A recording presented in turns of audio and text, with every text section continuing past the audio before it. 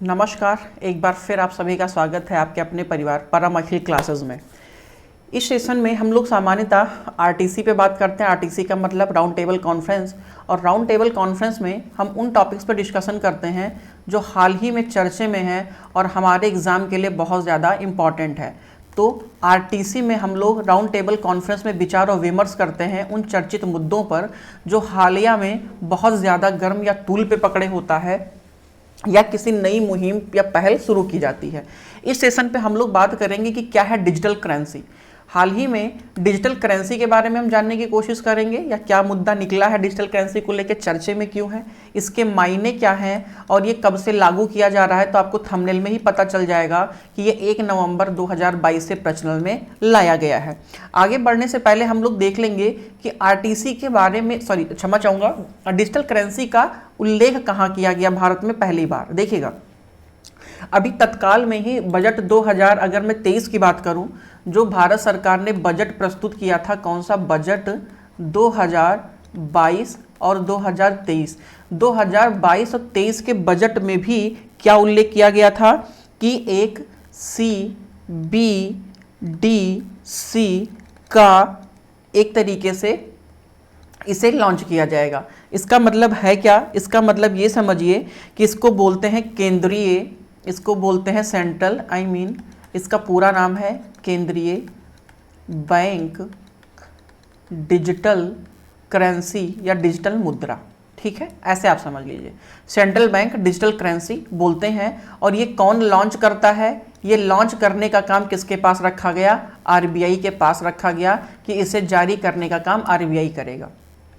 तो एक चीज़, अगर स्टेटमेंट के तौर पे ये प्रश्न आपसे पूछा जाए कि डिजिटल करेंसी का उल्लेख कब किया गया, तो डिजिटल करेंसी का उल्लेख वित्तीय वर्ष 2022-23 का जो बजट प्रस्तुत किया गया था उस दौरान किया गया है।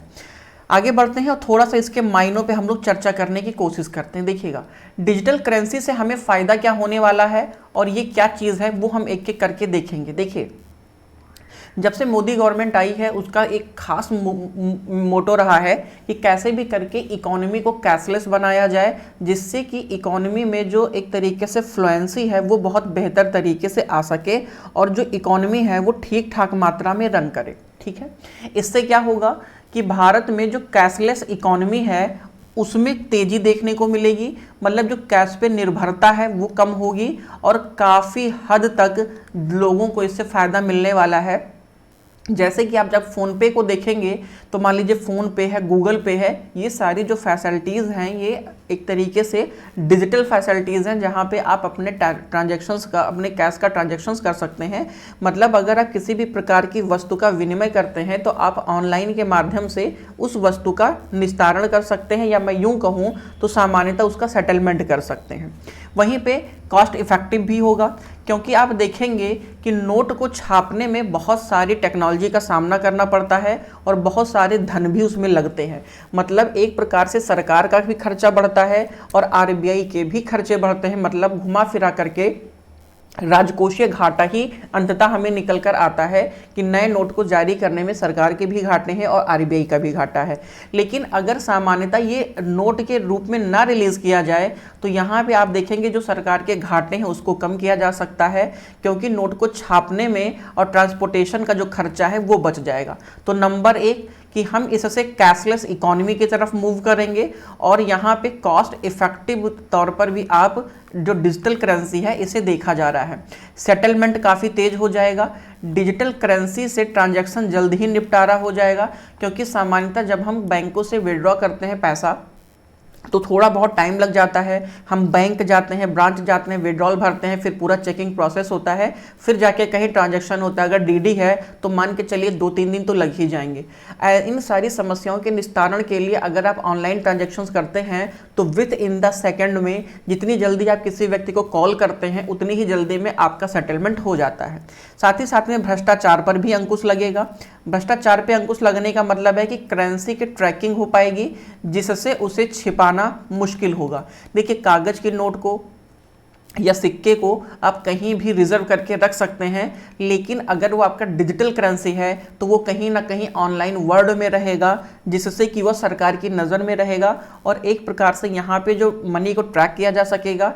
इससे जो क्या कहते हैं जो टेरर फंडिंग होती है उस पर अंकुश लगाया जा सकेगा। साथ ही साथ में जो ब्लैक मनी या काला धन है उस पर भी अंकुश लगाया जा सकता है।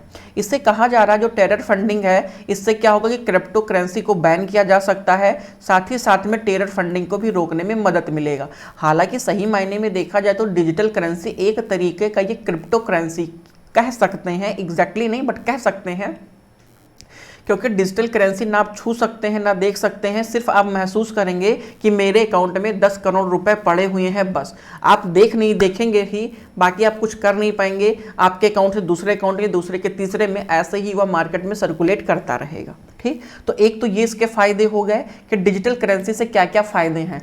वहीं डिजिटल करेंसी से फायदे के बाद में जो आपका है ये जारी कौन करेगा, इसका स्वरूप कैसा होगा, तो सेंट्रल बैंक डिजिटल करेंसी यानी CBDC रिजर्व बैंक जारी करेगा। अगर आपसे पूछा जाए कि हाल ही में चर्चे में रहा CBDC क्या है, तो आपको पता होना चाहिए यह एक डिजिटल करेंसी है जिसे सामान्यतः RBI जारी करेगा।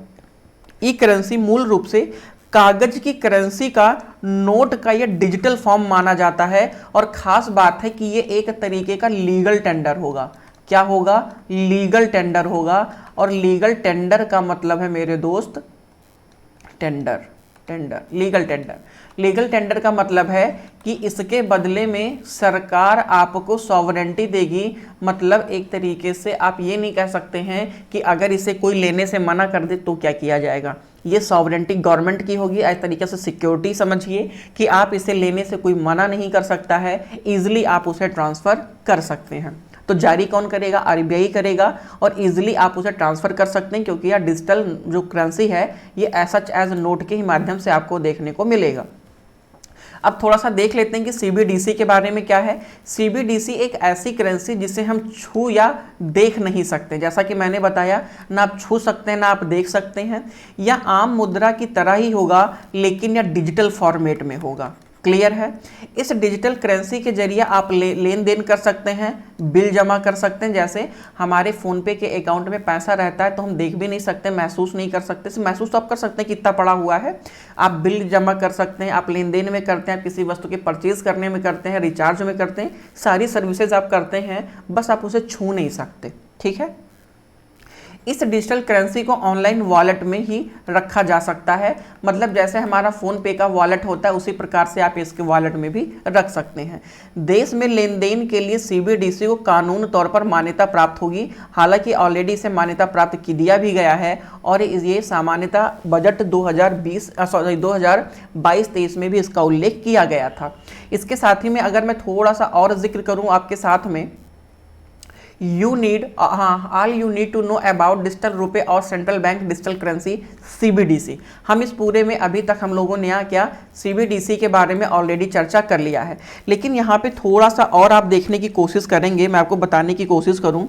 जो ये अभी CBDC को लॉन्च किया गया है, क्या CBDC को अभी ये जारी किया गया है, ये किस स्तर पे किया गया है? ये थोक स्तर पर किया गया है।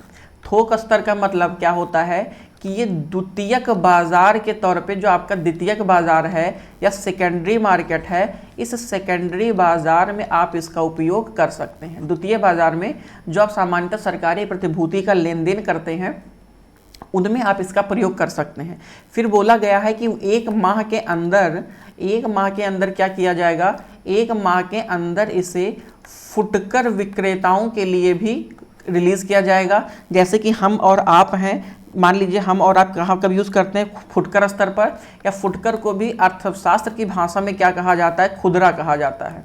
तो जब ये खुदरा स्तर पर आ जाएगा तो इसे हम और आप जैसे जो मैंगो पीपल्स है या आम आदमी है वो इसका प्रयोग कर सकेगा। साथ ही साथ में अगर आप देखेंगे तो प्रेजेंट टाइम पे ये 9 बैंकों के द्वारा अभी लॉन्च किया गया है। मतलब 9 बैंकों में इसमें शामिल किया गया। CBDC में कौन कौन से बैंक है? तो पहला बैंक है आपका SBI, दूसरा बैंक है आपका HDFC, तीसरा बैंक है आपका ICICI और चौथे बैंक की अगर मैं बात करूं तो चौथे बैंक में है क्या? कोटक महिंद्रा के बाद में एक है आपका यूनियन बैंक। क्या है? एक है आपका यूनियन बैंक। तो 4-5 बैंक आपके ये हो गए। वहीं पे अगर मैं बात करूँ छठवें बैंक की, तो छठवें बैंक के तौर पर आप कौन सा बैंक देखते हैं? छठवें बैंक के तौर पर यस बैंक है, यस बैंक। यस बैंक के बाद में IDFC first bank, HSBC bank, और एक कौन सा है? और एक आपका है बैंक ऑफ बड़ौदा। ठीक, बैंक ऑफ बड़ौदा। तो ये जो 9 बैंक हैं, इन 9 बैंकों के द्वारा आप इस सर्विस को ले सकते हैं। तो इन सारी चीज़ों के तौर पर आप देखेंगे कि CBDC क्या रहने वाला है। और एक सबसे इम्पॉर्टेंट बात कि इसे 1 नवंबर 2022 से प्रचलन में लाया जाएगा। क्या लाया जाएगा? प्रचलन में। तो चलिए फिर इस सेशंस को हम लोग यहीं पे एंड करते हैं। मिलते हैं अपने नेक्स्ट सेशन में। तब तक के लिए थैंक यू सो मच। जय हिंद।